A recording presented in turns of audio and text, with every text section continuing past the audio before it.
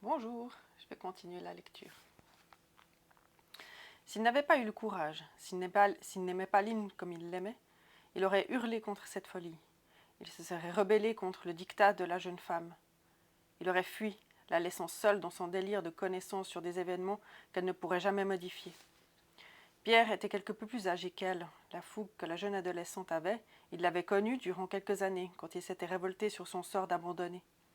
Mais la vie était suffisamment dure pour l'avoir ramené à la raison. Il ne pourrait jamais changer sa condition de vie. C'était ainsi. Il n'avait d'autre choix que de l'accepter.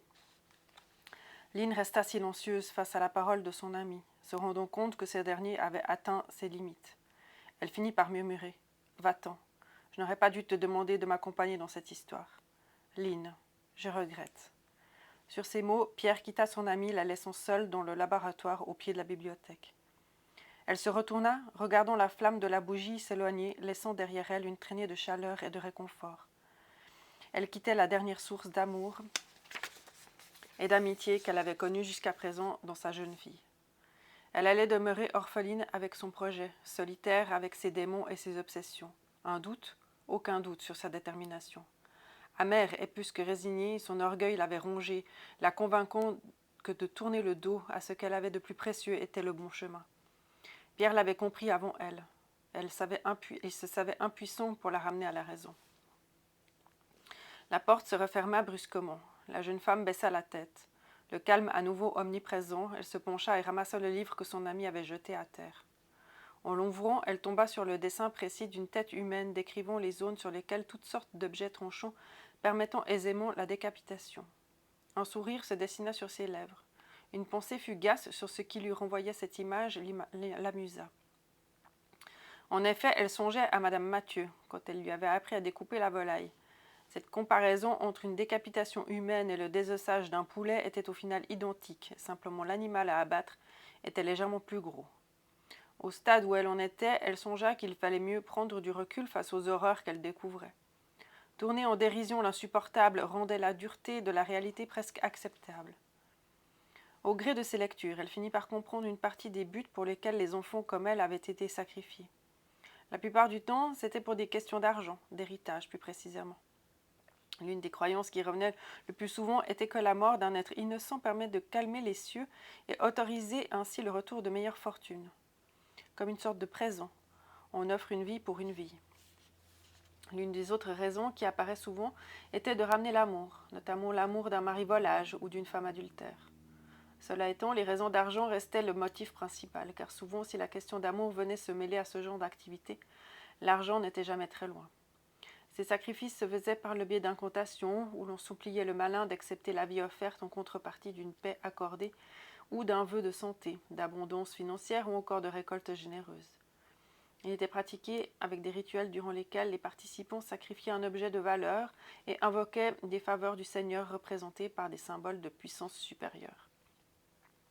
Lynn commençait à comprendre la réelle signification des dessins dont Pierre lui avait donné la description. Elle songea immédiatement au lion, purification par le feu, et le phénix, la résurrection. Les pièces du puzzle se mettaient en place en s'imbriquant parfaitement dans le cerveau de Lynn. Chaque étape prenait forme. La date de la Toussaint elle-même n'était pas un hasard. Les morts allaient revenir à la vie.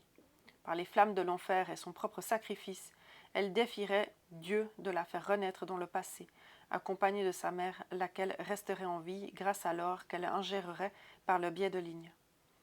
Métatron, l'archange et serviteur de Dieu, la ferait revenir au moment de sa naissance, et le karma de la vie passée serait remis à zéro. La complexité de son projet et les recherches qu'elle avait menées, quasiment nuit et jour depuis plusieurs semaines, agissaient sur elle comme si la vérité de la connaissance divine lui était accordée. Seulement la jeune fille n'avait pas pris en compte le facteur fatigue. Elle ne possédait pas le recul sans doute nécessaire pour aborder des questions aussi graves que celles qu'elle abordait. Pierre, son ami, malheureusement l'avait compris. Elle n'avait pas réussi à lui faire lâcher sa folie. Et encore, ce pauvre garçon ignorait le véritable but que son ami s'était mis en tête. S'il avait su, aurait-il pu faire quelque chose. Le 25 octobre. Durant les jours précédents, l'adolescente s'était contentée de surveiller la fermentation de l'eau qu'elle allait bientôt devoir distiller. Elle était également allée surveiller la tasse de farine qui s'était appliquée à faire pourrir. Elle avait relu et continué ses recherches sur les rituels qu'elle avait choisis, plus que 6 jours avant le grand saut. Le 26 octobre. Au petit matin, ce samedi-là, après avoir œuvré à ses tâches hebdomadaires, Lynn se rendit à la salle commune du pensionnat et trouva Pierre assis à l'une des grandes tables en train de lire. Elle l'observa, hésitant un instant. Son ami lui manquait. Elle espérait que la distance qui s'était installée entre eux était due uniquement au malaise que Pierre avait ressenti lorsqu'il avait décidé de mettre un terme à leur collaboration. Elle espérait qu'il ne serait pas fâché contre elle et qu'il serait toujours présent pour l'aider si elle le lui demandait.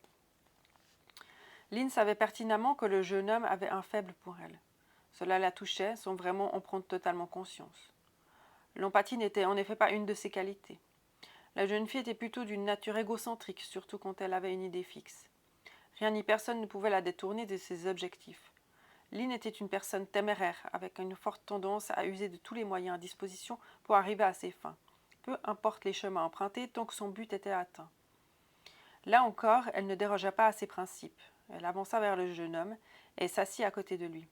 « Qu'est-ce que tu lis » Pierre leva la tête et regarda avec un sourire timide. « Je suis plongé dans le chapitre 13, l'Apocalypse selon saint Jean. »« Est-ce que c'est intéressant ?»« Oui, c'est passionnant, tu devrais le lire. »« Es-tu fâché après moi, Pierre ?» Il tourna la Bible à l'envers et se mit face à son ami, la regardant droit dans les yeux. « Je ne suis pas fâché après toi, pourquoi le serais-je ? Je suis simplement inquiet. Je ne suis pas certain de comprendre le but de tes recherches. D'ailleurs, où en es-tu ? As-tu fini par trouver les réponses que tu escomptais trouver ?» Lynn s'attendait à ce que ces interrogations soient abordées. Elle avait anticipé les réponses et, se voulant rassurante, elle reprit la parole. « Oh, j'ai fini par laisser tomber. Sans toi, ce n'est plus drôle de fouiner dans ces vieux bouquins et d'essayer de comprendre ces sciences. J'en ai eu tellement marre qu'après réflexion, je me suis dit que tout ce bazar était trop dangereux. D'ailleurs, il m'est venu une excellente idée. Me donnerais-tu un coup de main ? » Oui, pourquoi faire cette fois ? Pour préparer un bûcher. Elle espérait en tenant des propos pareils que son amie pensait qu'elle aurait abandonné cette soif de connaissances inutiles et qu'elle aurait compris que son délire de réponse n'était pas accessible par le biais du chemin qu'elle commençait à emprunter.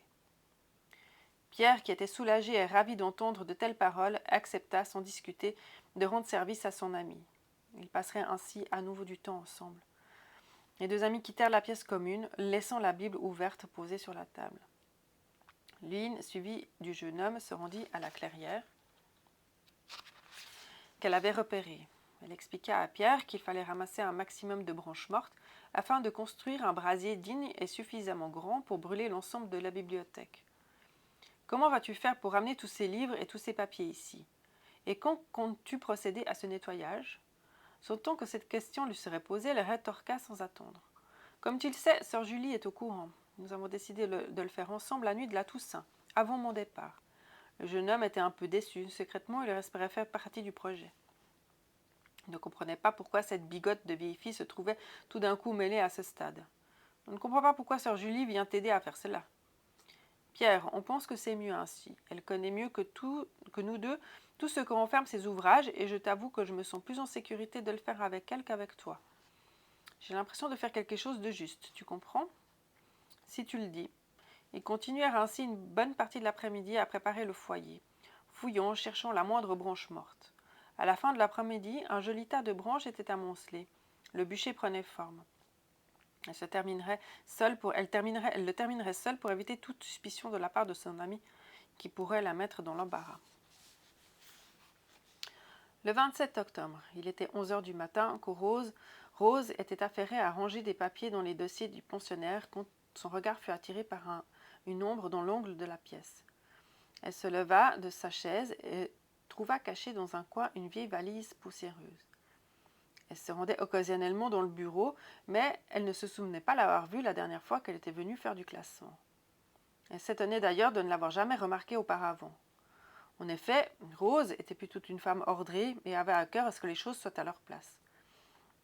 Aussi, quand elle s'aperçut que cette vieillerie, qui ne lui rappelait rien, elle se posa instinctivement la question de savoir si ce bagage n'avait pas atterri dans cette pièce depuis peu, et au demeurant qui avait bien pu la déposer ici sans un mot. Elle se saisit de la valise et l'ouvrit avec délicatesse. Elle trouva à l'intérieur une petite boîte à bijoux. Machinalement, elle prit l'objet dans ses mains et ouvrit l'écrin. Il était en velours noir et semblait avoir été enfermé ici depuis plusieurs années. À l'intérieur de l'étui se trouvait une gourmette en or. Elle prit la fine chaînette entre les doigts et observa attentivement l'inscription. Sur la plaquette était gravé le prénom Lynn. À son verso, seule l'année, 1868, y était poinçonnée. Perplexe, elle remit le petit bracelet dans son coffret et le déposa sur le pupitre. Cette étrange valise insolite piqua sa curiosité.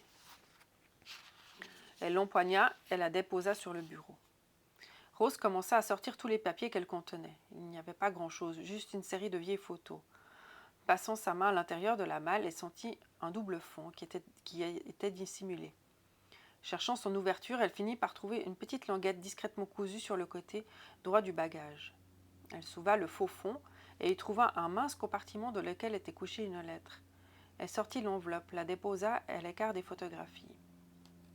Elle regarda les quelques illustrations. Sur la majorité des clichés, une jeune femme au regard triste regardait fixement l'objectif. Elle semblait attendre un enfant. Sur certaines photographies, un homme se tenait à ses côtés. Ce monsieur paraissait nettement plus âgé que la jeune femme. Elle reposa les clichés. Est-ce que cette femme pouvait être la mère de Lynn? Hésitante, elle finit par prendre la lettre encore cachetée. Sur l'enveloppe était simplement annoté Lynn. Rose ne put s'empêcher de l'ouvrir. Elle était certaine qu'un secret y était gardé. Par ailleurs, la seule Lynn qu'elle connaissait était cette jeune fille de 14 ans qui allait bientôt quitter le pensionnat. Peut-être que le prêtre Pascal avait déposé ses archives en vue de les donner à l'adolescente lors de son départ. Peu importe. Elle déplia la feuille de papier et se mit à lire.